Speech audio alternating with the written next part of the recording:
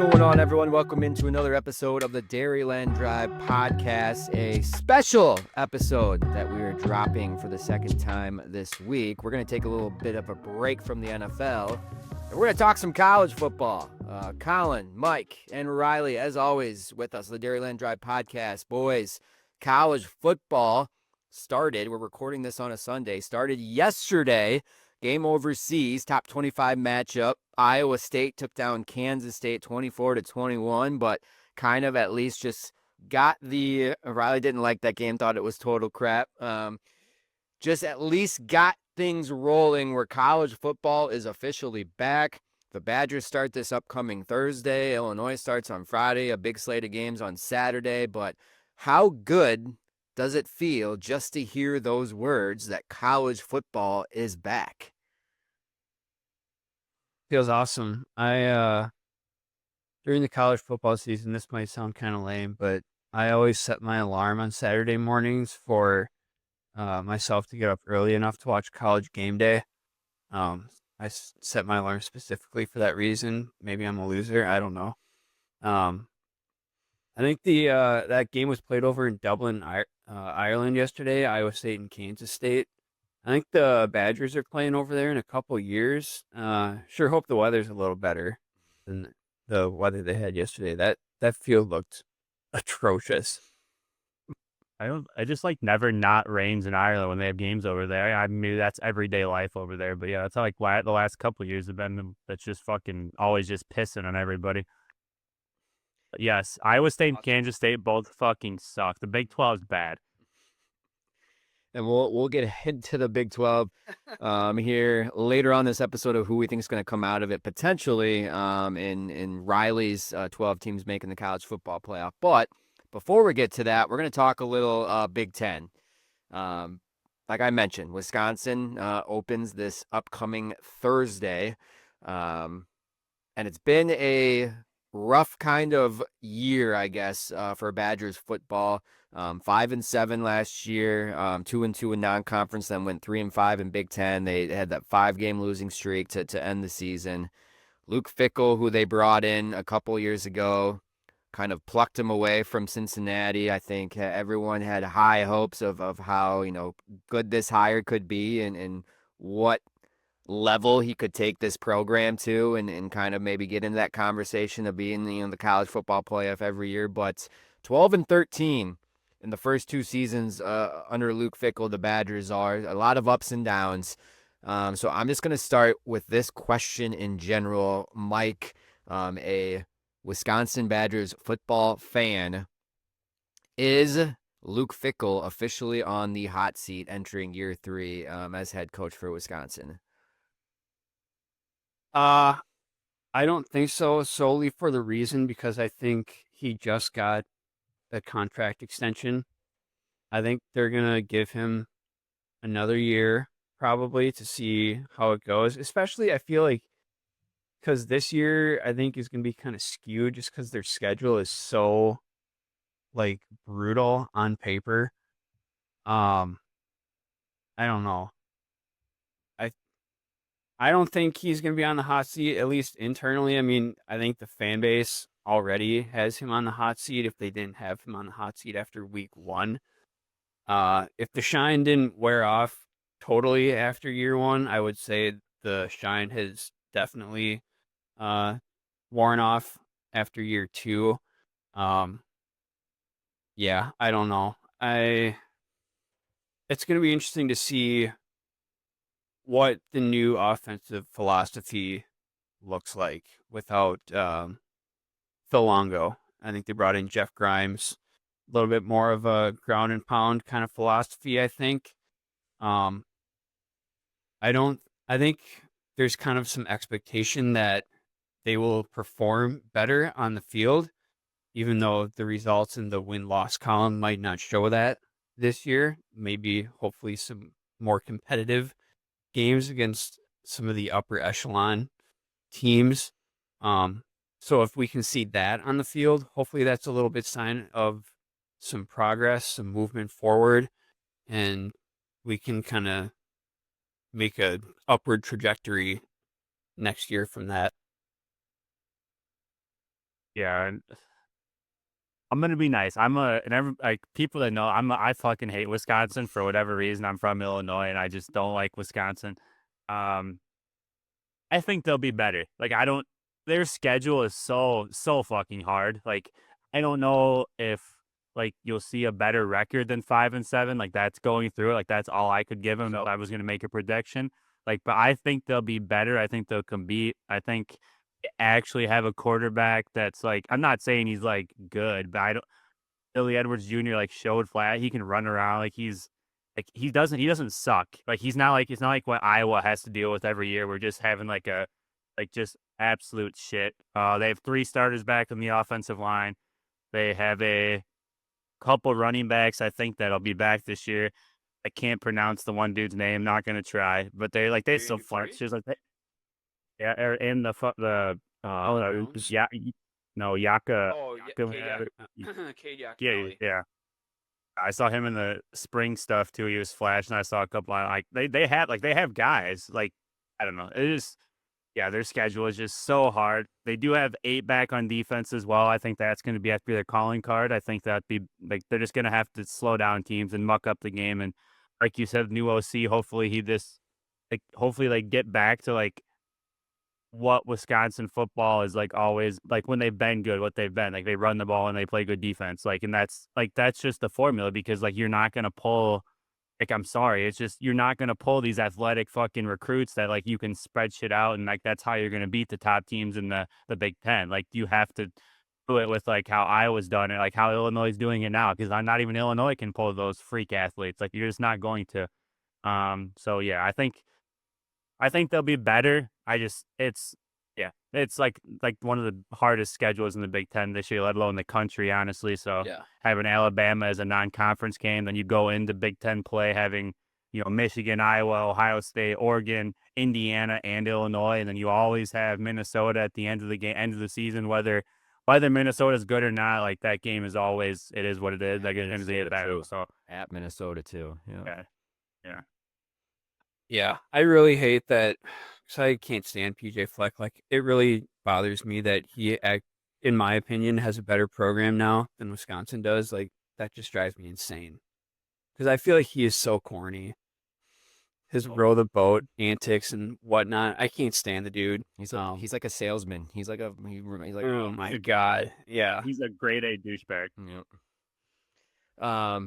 Going back to running the ball more. Interesting stat I saw over the last 2 seasons, and then including the 2022 Guaranteed Rate Bowl, when they won over Oklahoma State, Wisconsin, it was 12-0. So they've been 12-0 when they've ran for at least 150 yards. However, when they don't reach that mark, they've been 1-13 when they didn't. When they've ran the ball 35 times or more, they're 13-1. That is all in the Luke Fickell era. So, yes, I think it's pretty straightforward that they need to have more success running the ball. I watched like the Big Ten tailgate tour where they went around to all the teams and they were stopped and talked to Fickell and did a little bit preview with Wisconsin. And Fickell was not shying away of like we need to have a lot more success of kind of controlling the line of scrimmage and running the football to kind of set everything else up. So I think that's going to be a big emphasis. But yeah, the schedule, absolutely brutal. That stretch in Big Ten play, like there is a chance where they could rattle off a 5 or 6 games in a row of it could even be like close losses too, of like they could play well, but the teams that they're playing might just be better where they're at right now and rattle off those losses. But Mike, an interesting question I want to ask you because, and again, this is kind of taking a step back and just looking at Wisconsin athletics as a whole. Would you have said if we rewinded the clock the off season before Luke Fickell was hired, with all the kind of, I don't want to say hate, but like all of the pressure that was on Greg Gard in the basketball program when the transfer portal came out, NIL started, of how Greg Gard's not going to be able to adapt to it, and everyone was worried about that situation. Would you say you are super surprised how these last couple of years have played out, of like Luke Fickell being the one kind of struggling to get the football program going and Greg Gard kind of exceeding and having success on basketball? Or are you not surprised on how it's kind of played out these last couple of years, just with like those two big, money generating revenue sports with basketball and football these last 3 years specifically. Yes. It's a simple answer, yes. I did not see Greg Gard going towards the philosophy that he did. Really starting to embrace the transfer portal. Last couple years, kind of shifting his kind of playing identity, doing a little more up tempo, like we saw last year. Kind of embracing the 3-point and getting some better shooters out there for the basketball team. So yes, simple answer, yes. I am surprised that uh, that's kind of how the dynamic has worked between football and basketball in terms of the shifting of power, I guess. I don't know the best way to describe it. I don't know. It's just so tough because they're completely different sports, and um, the teams they brought in to the Big Ten, specifically like Oregon, kind of USC. I mean, they haven't been like the traditional power the last however many years, but I mean, they're still kind of that upper tier program. Um, I don't know. It's tough, man. Since this conference has expanded, it's so hard. Washington too. Like they were just in the national championship a couple years ago. Yeah, I don't know. And you already have your traditional powers in Ohio State. Penn State's really been good. Michigan's been pretty good here the last few years. Yeah, I don't know how they make their way back into a conference championship. Probably the best way is going to be kind of embracing that Michigan identity that helped them get to the championship a couple years ago. Really strong ground game, really strong defense. If they can kind of make it work that way and just, rattle off a couple of these wins over some big time programs, they're probably going to be tough. That'll probably what gets them there, but it's going to be a very tough uphill climb for Luke Fickle or someone else if they decide to move on. Yeah, it's crazy how much the college football landscape has just changed these like last couple of years of like you have to be a good head coach, but you also have to be recruiting like all the time, not only like on the outside, but your own players like every single season. Donor wise, like you have to have like a strong following on that side to keep up with some of these like national powers that you talked about of what the SEC schools have to work with some of the other bigger schools in the country. So yeah, it's very interesting just with what college football has gotten to. But yeah, I would have never guessed. I honestly thought when they hired Luke Fickell, I was like, that is to me was a home run hire. Like I thought he was going to get them to the next level.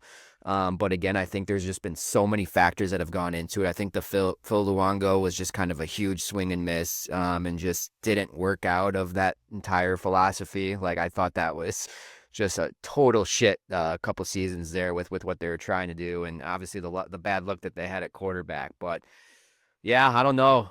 I think he is. Yeah, it's tough to say because like if he isn't the guy, like where would you even pivot to that? Like that's such a tough thing in college football nowadays. Of like, is anyone better out there potentially? Try to get Lance Leipold out of Kansas. Yeah, He used to coach Whitewater. yeah, yeah. Just one other thing about Wisconsin, I feel like in their heyday, like when they were really good, I feel like kind of their calling card was how strong their offensive line unit was. Me personally, maybe you guys will be different than this. I feel like the last handful of years they haven't really had like strong offensive line unit. I don't know. It just feels to me like they haven't been like that dominant unit that they were back in their Jonathan Taylor days, Melvin Gordon days. I don't know. Yeah. Riley, anything else you want to add on Wisconsin before we can kind of get on just the predictions of what we kind of see their season playing out. Any final thoughts on the Badgers going into 2025? Oh, like Mike just said, their offensive line has not been good, and that has to change. And yeah, they have to run the ball. Like that's just how you win. Like they're fucking in Wisconsin. Like the games, especially. And Mike talked about how the conference is expanded, and you have those teams. And if you have USC or UCLA or Oregon or Washington, like coming to Camp Randall in like late October, November, like they're not used to the cold. And that is a real fucking thing. Like run it down their throats. Like that's how you got to take advantage of it. And there's a lot of big white boys in Wisconsin. You got to keep them in the state, and they come steal a couple out of the suburbs the only like they always have. And yeah, their offensive line's got to be the answer, and just hasn't been by last. I don't know what's it been, probably 8 years, and that's probably got to be how they got to fix it. They got to grind teams out. Yeah, and they're losing a lot of those recruits to outside teams now. I think one kid just committed to Penn State, or he's at Penn State now. It's just kids are leaving the state, and I don't know why, because I'm not there. I don't talk to the kids, so I don't know, but that's got to change. All right, we keep talking about the tough That's schedule. where the NIL money needs to go to. That's where their money needs to go to. Stop trying to buy these or like whatever. Just fucking pay your in-state linemen and just run over people. Like there's gonna be at least one running back in the state of Wisconsin that you can keep at home, and that's going to be good enough to run behind a top 10 national offensive line. Like that's got to be their goal, in my opinion. They got to have a top 10 offensive line in the entire country every year, and they'll win. Like I'm not saying they're ever going to like win a national championship, but I think if they do that, they'll just be like how Iowa has been. Like they'll win 8 to 10 games every year just because they will. And the expansion already of the college football playoff to 12 teams and maybe more in the future. Like the door is always open to at least get in that conversation and kind of see what happens. But all right, we talked about the tough schedule. Where do the wins come from? Obviously the two non-conference games to start the season. I would have to imagine you have to build some momentum there and have two, just overall good games and get out of there 2 wins. But after that, if you start the season 2-0, what does it look like the rest of the way? So if you were to predict the Badgers' record as of now, for 4 days before their opener, what would you say is their win and their loss record for 2025? So I'll go through each of these games quick. Just haven't really done much research, but just kind of a gut feeling. At Alabama, I think they're going to get absolutely whopped, absolutely destroyed. Versus Maryland at home, I think they can win that. At Michigan, I think they what? So 3-1. Okay. 3-1 at Michigan, they'll lose. Iowa at home. Iowa always plays them tough, but I'll give them the win here.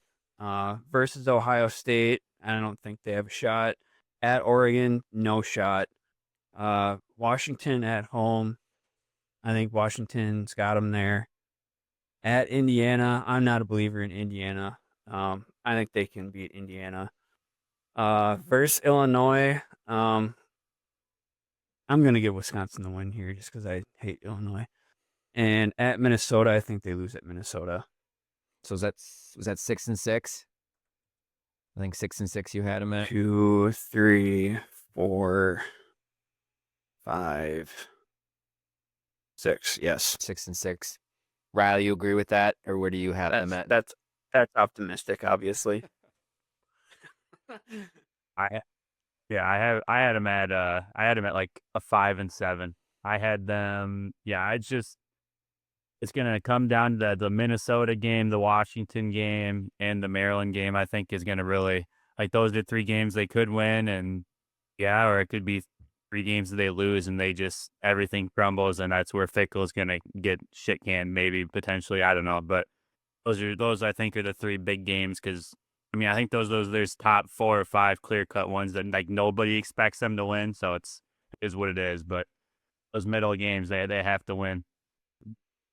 Yeah, I think they get. I think they have a 6-6 record, and they'll make like the Snoop Dogg mac and cheese bowl or something, whatever like some 6-6 bowl game is, like all the way down there. I think they get back to the bowl in Is that a Elizabeth. thing? I think there was some like Snoop. Doesn't Snoop like run some? I don't know, maybe not. But who knows nowadays? There's bowls that they just create every single season. I think it seems like. But I think they get to 6-6. Um, I think that might be, 7-5 might be the ceiling. If they can maybe win a game that they're not supposed to, but I think 6-6 to me is pretty realistic. And with that schedule, I think you would almost have to be somewhat, I want to say like happy. That's probably not the right word to use of being happy at 6-6, but I think you would almost in a way look at that as a win for the program of like at least a step forward with that schedule, at least to me. And buy Fickle another year or another 2 to kind of try to get things back on track. Yep. All right, so that's Wisconsin. Let's zoom out the rest of the Big Ten. Obviously, we'll get to Illinois here in a little bit, but I don't want to just solely talk about the Illini. Clear favorites. If we're looking at the top tier of the Big Ten, I would have to imagine it has to start with Ohio State and Penn State, probably 2 teams that are in that top tier. Do you add anybody else to that top tier of teams that can be a legit Big Ten title contender and a legit making the college football playoff, or is that where you think it starts as of now with Ohio State and Penn State with just those 2 teams? Can you throw Oregon in there too? That's the question. Would you throw Oregon in there? Do you think they have enough returning and just overall, or are they the next tier below maybe Ohio State, Penn State? I don't know because I don't know what they're gonna have in their quarterback, and I feel the same is kind of true with Ohio State. We don't really know what we're gonna get out of Julian Sand right now. Okay. Yeah, I think Oregon's easily in there with those top 2, and not that they're better, but just their schedule. Like they play at Penn State, but otherwise Oregon's schedule it's very similar to Illinois. It's like Illinois has got Ohio State, and like that's it. Oregon's got Penn State, and that's it. So like I could see like 4 teams here sitting at like 12-0, 11-1 area, and it would not like surprise me at all. Okay. Michigan the 4th. Oh, Illinois schedule. Illinois has like the easiest schedule in the freaking world. They literally just play Ohio State. Like they don't play they play USC and like Indiana, but like that's like their second and third hardest game. And let's talk a little bit about the Illini. Riley, a nice little segue into it. I mean, if you look at the roster, probably one of the most experienced rosters in all of the Big Ten in terms of like retention of what he brought back last year. I mean, there's really no big flashy transfers that came in or big flashy recruits. This makeup is basically all majority of, I think, like 75-80% of the roster that came back from last year's 10-win team. I think the one unique thing in college football nowadays to find a starting quarterback who's been with you for 3 seasons is pretty rare. Either if you're that good, you either go to the NFL or you transfer somewhere. The rumor was the SEC, there's multiple SEC schools that tried to pry Luke Altmaier away from Illinois, but didn't. He's returning for year 3. That's where it all starts. If Luke Altmaier is good or really good, I think they're a legit sleeper team to get into the college football playoff, but I don't know. As an Illini fan, my biggest concern is the offense. I don't know. Do they have enough firepower to score and maybe win some of those games where it's going to be close? You lose Pat Bryant, you lose Zachary Franklin, who were like your top 2 receivers last year. I don't know. The running back room is okay. Caden Fagan's their best player in that room, but he's always hurt. We already know how we feel about our white guy in that room as well, who's the presumed starter, Aiden Lawfrey. And I mean, the offensive line, all 5 guys back from last year. Riley talked about that earlier with Wisconsin. I mean, when you have all 5 starters back and a couple of those guys are going to be draft picks, I think next year, like that's always a good foundation to have five starters back on your O-line and your starting quarterback. Always a really good place to start. And then I think Gabe Yakus on the other end is an absolute freaking monster. Like he can probably be a top 15, top 20 pick if he has a really good year as an edge guy. And I think there's some good players like in every single level. Stole some Wisconsin guys. I think James Thompson Jr. Two guys that are I think gonna have pretty big impact on the defensive side of the ball in that front seven. So I do agree. We talked about it a few episodes ago. I think it was like 4 or 5 episodes ago. It does drive me crazy that people keep saying that Illinois is going to be this year's Indiana, just because I don't think it's anywhere close to being the same. Where like literally Indiana came out of nowhere last year, where I think Illinois got their freaking number 12 preseason in the poll. So I don't think people are like really sleeping on them if you're the preseason number 12 team. That's probably not really a sleeper team. Like maybe you could look at it as like maybe yeah, they could be a sleeper to make the college football playoff, but like just sleeper in general, like I don't know, like all that experience coming back and being number 12 in the preseason. I think it's a little different from what Indiana's situation was last year, but yeah, I don't know. Like Riley said, the schedule, the stars have kind of aligned, and I think there is a really good chance that college game day could be back for the first time, and I don't know how long. When Ohio State visits Champaign, was that week 6 or 7, whatever it is. There is a chance that we could potentially see that if it's 2 top 10 teams by then, if they get week 7 get past Indiana and USC. So yeah, I don't know. I'm cautiously optimistic. Cautiously optimistic. We'll just say that. I don't want to put my expectations up too much, but I think like if you don't get 10 wins this season, like that's a huge failure for Bielema if he can't get this group to get 10 wins. Anything to add, Riley? You want me to go? Yeah, I mean, same. It's just I'm not super high in the running back room. I don't think any, but I think like normal Illinois fans, like they are. I'm just not. Fagan's always hurt. You said Lawfrey's whatever. He's fast, kind of, I guess, whatever.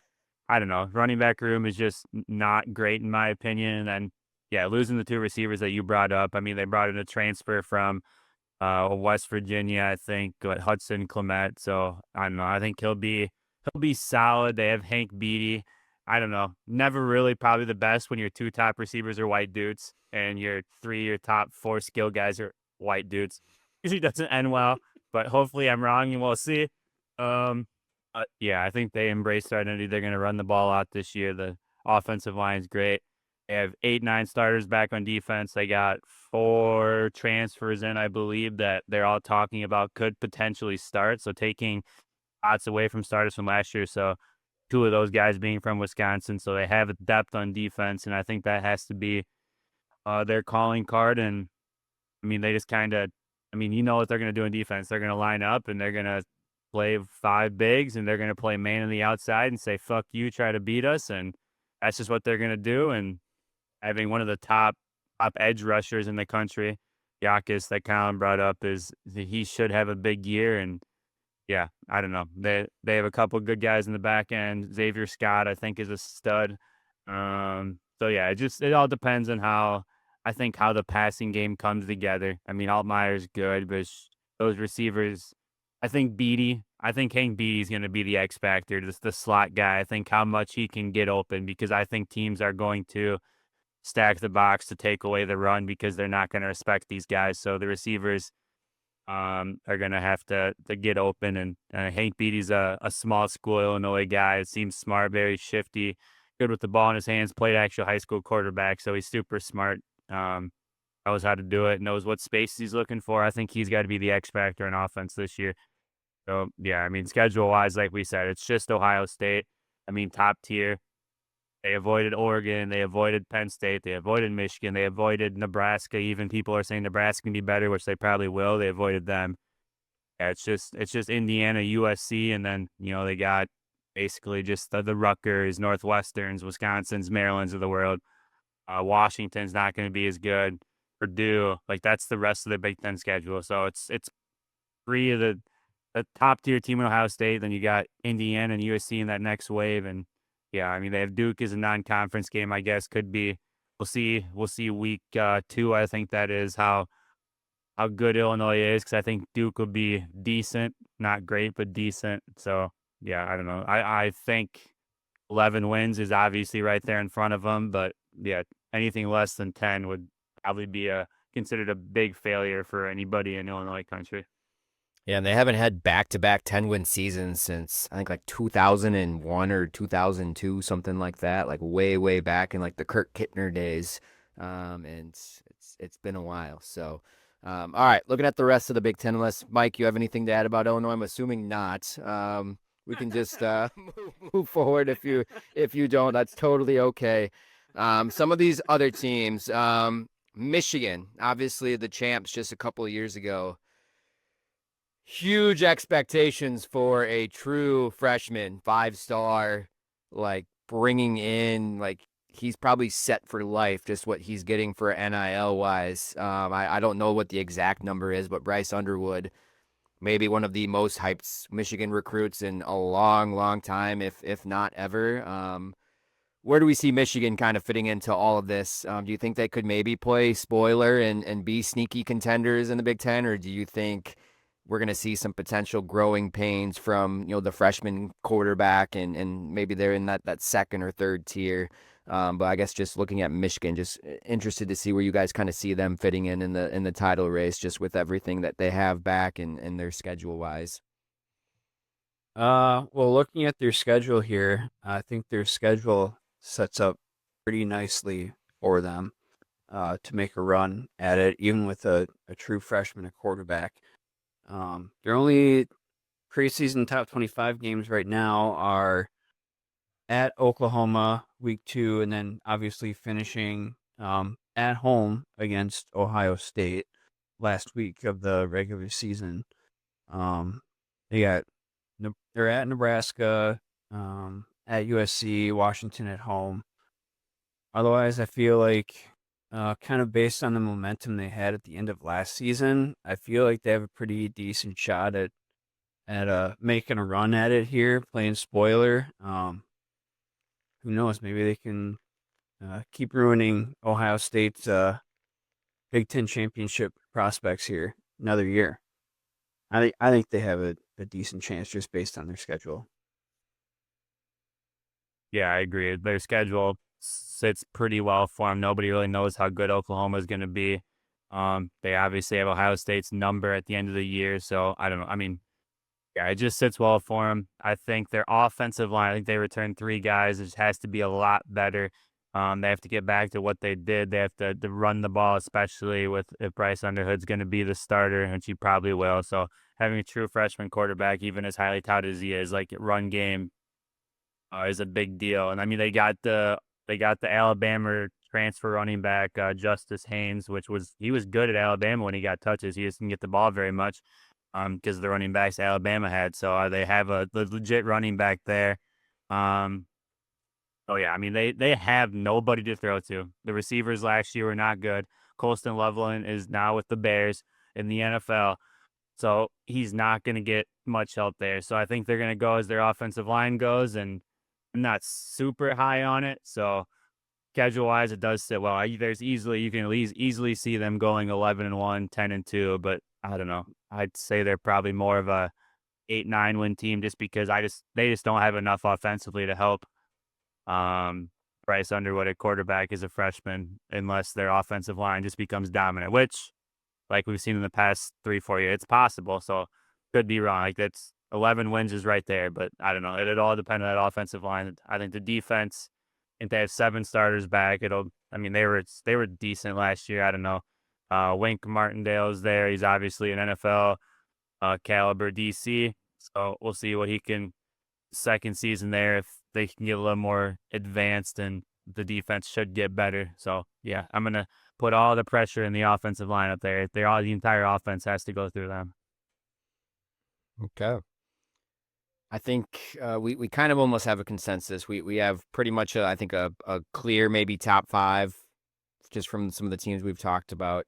So maybe out of those 5, if you had to pick right now, who is your preseason champion that's going to come out of the Big Ten and win the league? We're gonna get to that in final drive. Okay, we'll get to that in the final drive. Any other thoughts in the Big Ten? Is there maybe anyone else outside those top 5 to keep an eye on, or you think it's pretty clear cut those 5 potentially, making a run at the title and making a run at college football playoff? All right, I don't see it. I don't see anyone okay. that truly is gonna make a run at it. I don't believe in Indiana. I think they're frauds. Okay.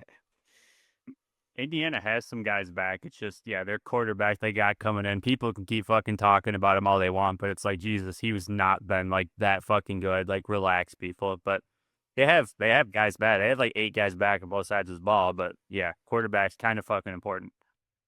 Okay. All right, let's move to the rest of college football.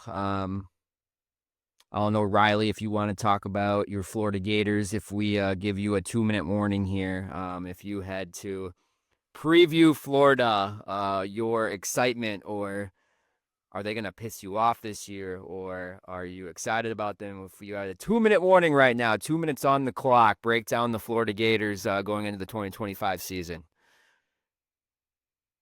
I am excited, but like they have the hardest, like we've been saying that, but they literally have the hardest schedule in the fucking country. It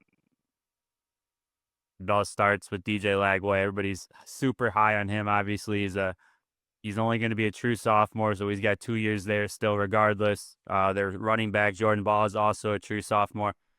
Their entire offense is there for 2 more years. Offensive line is pretty much all back. They have an All-American center and left tackle. Receiver room is pretty good, but again, fucking hardest schedule in the entire country. Defense, they have a couple of defensive linemen that are probably going to get drafted in the first round next year. So it's all there. It's just, I don't know. It's just like them getting to 8-4 is a fucking good season with how I think if they get to 8-4, I would not be shocked if people are arguing they should be the 12th team in the playoffs at 4 losses. That's how hard their schedule is. So I don't know. I think Napier's under a lot of pressure. Obviously, probably should have got fired last year, but didn't. I think he's a really good recruiter. I think it's the verdict still out on how good of an end game coach he is, an actual football coach, but great recruiter and pretty good talker. So I don't know. They'll be better, but it's just their schedule is just absolutely ridiculous.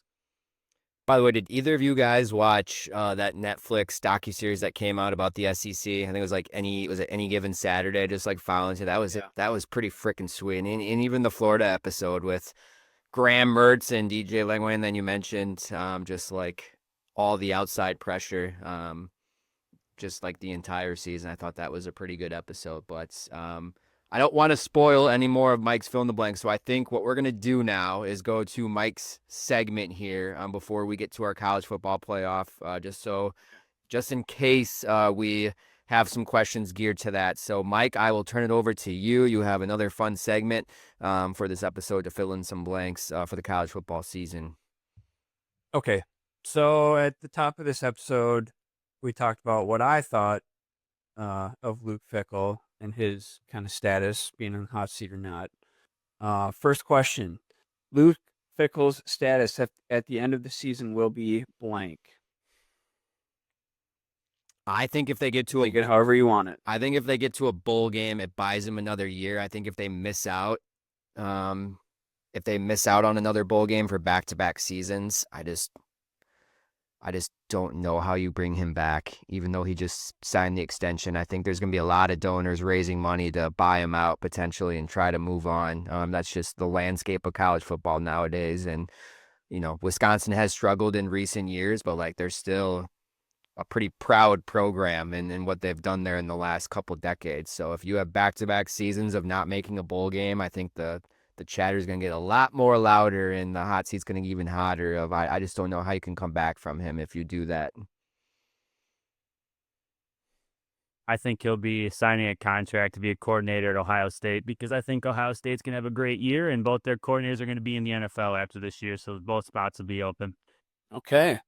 Very interesting there. All right, moving on. Illinois' regular season record will be blank. 11-1. With the loss coming to Ohio State. Yeah. Collin? I'll agree with that. I'll say 11-1. All right. The result of the Big Ten championship game will be blank over blank. Score not necessary. So I have Ohio State in it. I don't know how all these fucking tiebreakers work because I literally have 3 teams going 11-1. So I have Penn State, Oregon, and Illinois all going 11-1. So whatever the time, I mean, I think Ohio State over any of them again a second time. I just have Ohio State is clear gonna, even with the question mark at quarterback. Like Oregon has a question mark at quarterback. We've already talked about Illinois, like their potential there, but I don't know if they have the talent to ever beat an Ohio State. And everybody's high in Penn State, and I get it, but like, geez, they fucking lost like Abdul Carter and Tyler Warren. Everybody needs to fucking relax. Like that was their entire defense, entire offense. So people can say, oh, they got these 9-10 starters back. Yeah, well, they lost probably 2 of the best fucking top 5 players in the entire college football landscape last year. Like, chill the fuck out.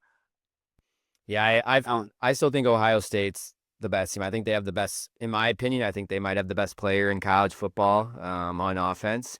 They're just going to be able to score, I think, still 40 points a game and have a good enough defense. I don't know who I have them winning over Penn State. I think Penn State's still good enough to get to the title game. I think their running backs are maybe the best kind of tandem in college football with Nick Singleton and Katron Allen, but I don't know. I think people need to chill on the Drew Aller talks though too. And Yes, agreed. There's talks how he could be potentially work his way to be like the first or second quarterback drafted in this upcoming 2026 draft, which I think is crazy. Like from what I've seen with him, he's good, but I don't know. Like I know he's got the size and the arm talent, like everything's there, but I don't know.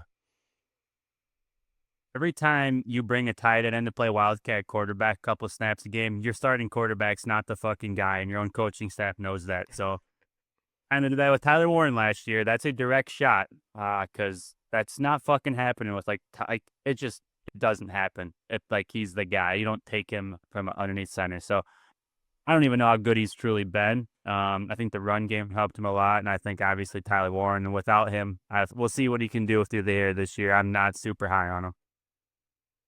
Agreed. All right. Illinois' season will end in blank. Take that wherever you want. Quarterfinals, college football quarterfinals. Okay. Wow. I have them ending in the first round. I do think they make the college football playoffs, and it's going to end with Collin being happy. That's all that matters. If they get to 10 wins. However, going into 2026 season, I don't know what the hell is going to happen, but I do think they kind of do what they're supposed to with this veteran group and make the college football playoff. I just don't know if they have enough talent matched up with like every other team in some of the big conferences in college football to make it past it. So that's where I have it ending. All right. This question is more for Riley, being the Gator fan that he is, but Collin, you're a college football aficionado. You pay attention. So Florida will finish blank in the SEC. Like what position? Yeah.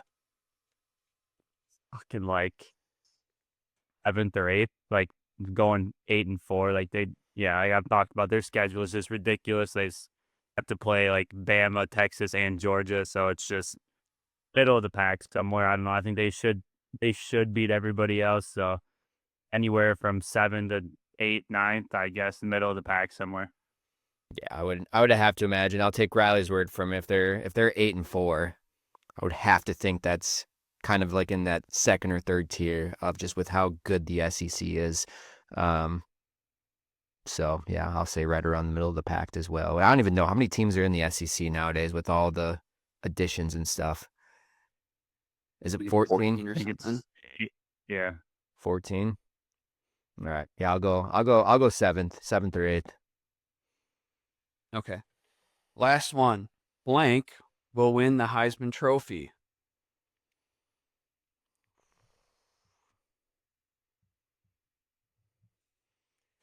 I'm gonna go Jeremiah Smith. That was what I was literally just going to say. I think he's hands down the best player in college football. I will go him, but I think the sleeper I will talk about in a little bit.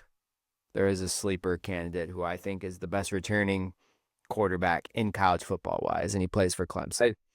Yep, that's where I was going. I fucking hate Cade Public, so we're gonna be complete opposite in there. I think he sucks. I can't wait to hear this discussion. All right, that's your final or your fill in the blank segment. Okay. Well, I think that sets up nicely then to get to our college football playoff. Me and Mike, I think, feel pretty comfortable about our top four.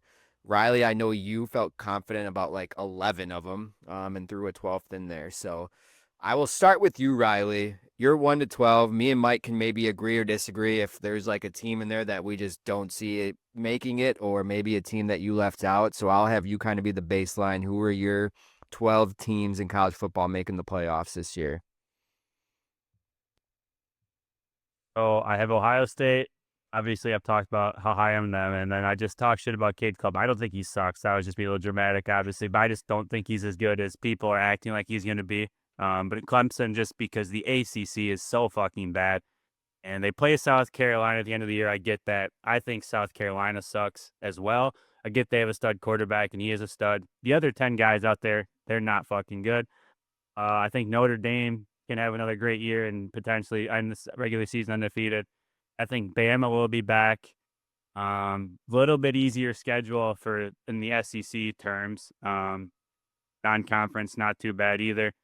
I think Penn State I talked about. I think Arizona State's going to be my team out of the Big 12 just because, I mean, we're recording this now, and the only question marks I had was going to be Arizona State, Iowa State, and Kansas State. But I get it's week 0, but Jesus, Iowa State and Kansas State, like that was hard to watch. And I get it was pouring, but like just even coaching errors on both sides by two like veteran coaches, like Kansas State should have won that game if fucking Kleiman was just taking the fucking points like multiple times. Like, what are they doing? And I get it's raining, so maybe that's why, but Jesus, that pissed me off. I think Texas, I think they obviously have to figure out the receiver room. They lost a lot of talent. Obviously, we've talked about Golden being Packers fans a lot, but I think they'll figure it out. They have money, they have talent. Oregon going 11-1, I brought them up.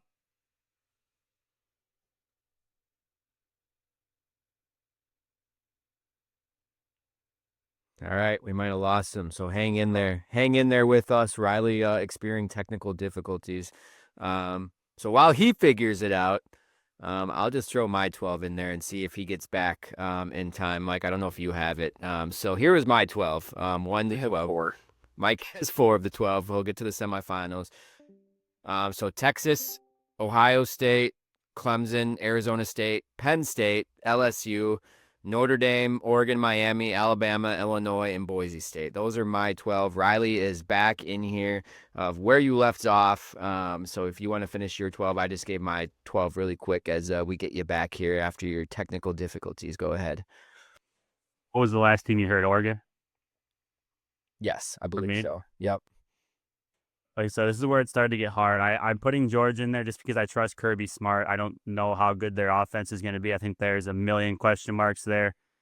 And then my other team that like I don't trust because I don't trust Brian Kelly is LSU, but the talent's there, quarterback Nussmeier's there. So I don't know. I just head coaching wise, I just don't think he's worth the shit. Then obviously I've talked about Illinois in there at 11-1.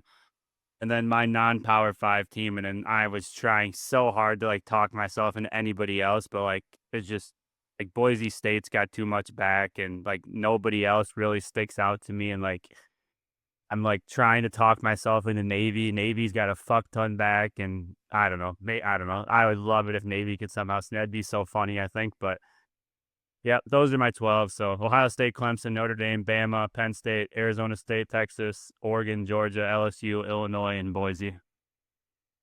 Okay. We're pretty close. We were pretty close to our 12. I think we had like 9 or 10 that were the same there. Okay. Do we want to jump right to the semifinals? We can, if you want to talk about the first round or quarterfinals, you can. But out of those 12 teams, Mike, are your semifinalists in there of the 4 that Riley, or 4 of the 12 Riley just talked about? Who do you have Yes. making the college football semifinals? All right. I've got Texas, Clemson, LSU, and Ohio State. Clemson and LSU mainly because they have returning quarterbacks who, in my opinion, are 2 of the best in the country. Riley might disagree, obviously, about Cade Klubnik from Clemson, sounds like. Ohio State because they have 2 of the best players in the country. Jeremiah Smith, wide receiver, Caleb Downs, safety on defense. Going to be huge difference makers for them, regardless of if Julian stays the whole season as starting quarterback or not. Texas, they seem to just kind of be everyone's consensus favorite right now. So I at least expect them to make the semifinals. Think Arch is going to be better than Quinn Ewers. I fully expect him to be. So Texas, Clemson, LSU, Ohio State, my semifinalists. Fine. I had Ohio State. Talked about how high I am on them. I have Alabama. I think Alabama is going to figure it out, me back this year. I think their coaching staff, and they are a good staff, obviously, from the Washington team from a couple years ago. They went to the national championship. They just slung it around. And they think they realize that's not just going to work. They have probably the best offensive line in the country. I think they're just going to run it down people's throats offensively this year. And I have Texas. I think Arch is going to figure it out, and then they have weapons. Like, they have so much talent there. They'll figure it out in offense. And then I have Notre Dame just because how my bracket laid out. And I think Freeman, I think he's a little bit over the top sometimes, a little bit just too much. But I like him at the same time. And I like the attitude that he has them playing with. So, yeah, those would be my 4. Did you have them against LSU in the first round?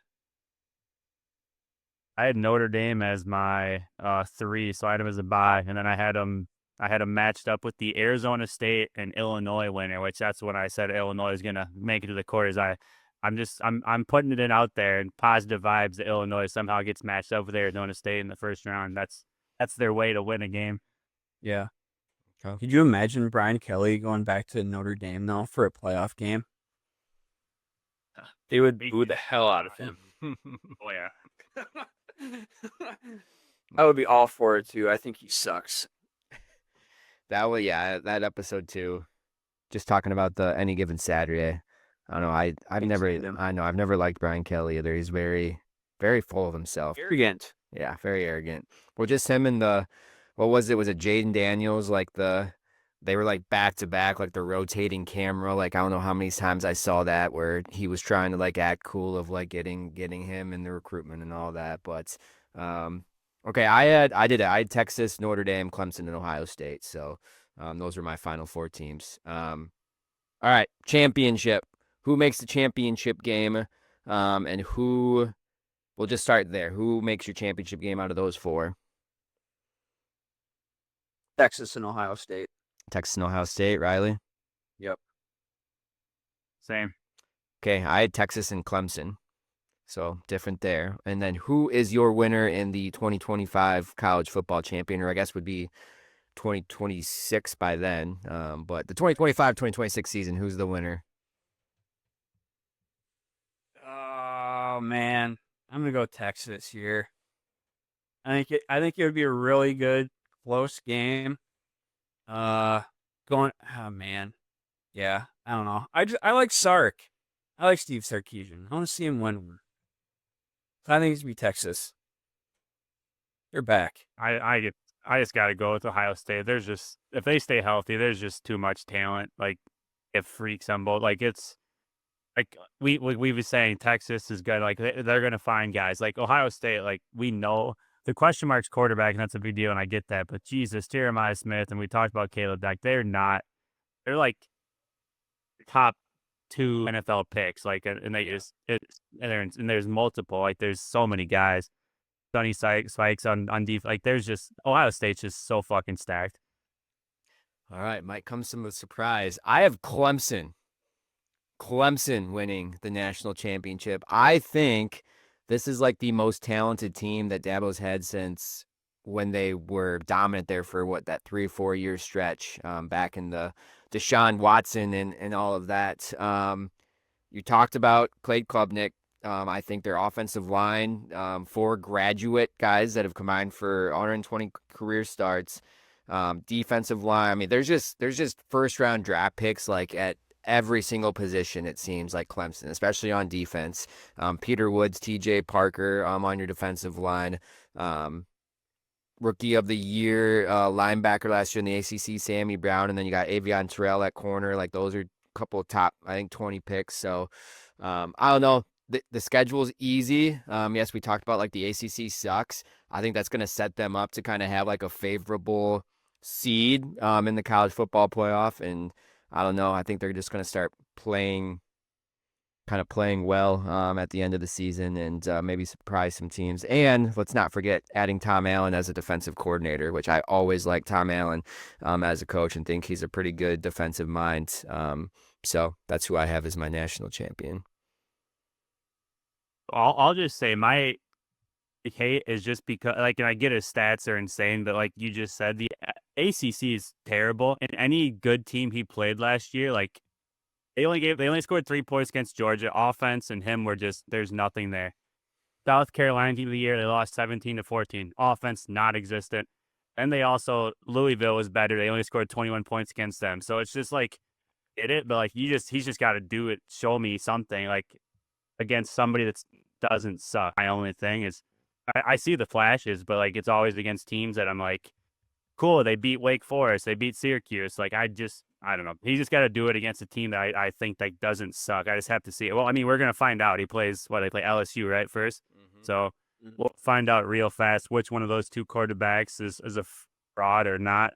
So that's my thing. And he was better in the playoff game against Texas or whatever they played last year, I think it was. So I don't know. He just has to do it for me in big moments, just more.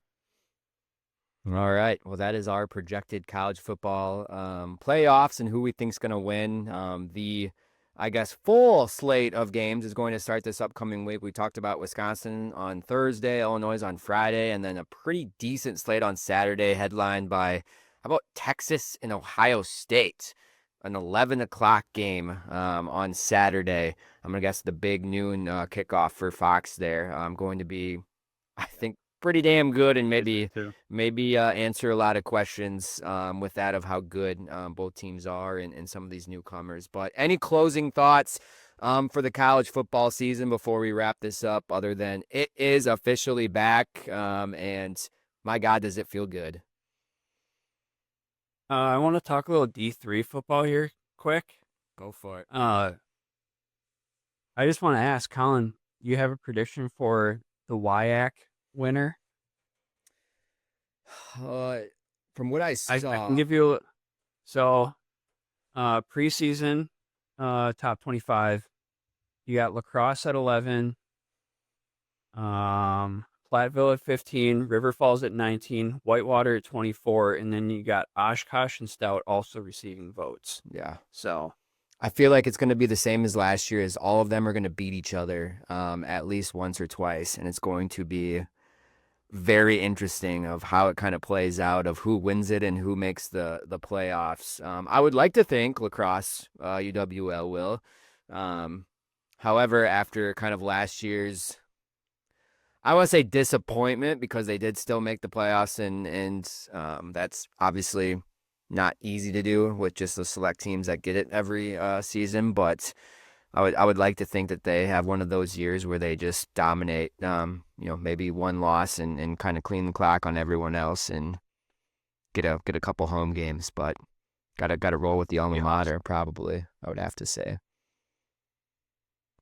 I'll be the hater here. I'm saying weather pending. It's Platteville. Like they're going to score 50 points. Their offense is fucking going to be insane if it's not raining on them or snowing. So weather pending. Platteville scoring 50 plus a game. Okay. Wow. All right. There we go. Before we wrap it up, we're on the topic of football. Riley, week 1 is this upcoming Friday. You open against a Wisconsin team. How are you feeling with the boys? Are they ready to go and get it after it this year? We'll see. I don't know. We had a scrimmage against Rockford East, so obviously a much bigger school on Friday night, and we won, but I don't know. A little bit timid. I don't know. We've been the sleeper team the last couple of years, and now we're preseason number 3 in the state in our class. So the pressure, the roles have reversed. The pressure's on them, so they got to figure out how to do that. So this week, you